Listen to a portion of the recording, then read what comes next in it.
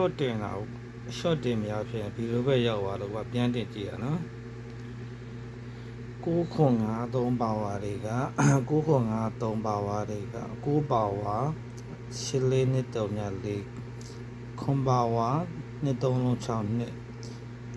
9ပါဝါ4နဲ့5ကို3.9.3ပါဝါ3.56ခွန်8ဆိုရင်ခွန်ထိပ်ဒီ3ကို3ပါဝါ3.8ဒီ8ကို8ပါဝါ9.63ဒီ8ကို8ပါဝါ3.493ဒီ2ကို2ပါဝါ3.3ခွန်ထိပ်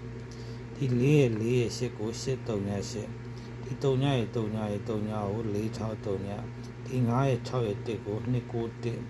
3ရဲ့9ရဲ့9ကို2ခွန်9ဒါဆိုခွန်ထိပ်ခမင်းညာဟို brain နဲ့ပြထားတယ်ပြီးဟို3ပိတ်လေးပြထားဆိုလောတဲ့ခွန်5ခွန်3ပေါ့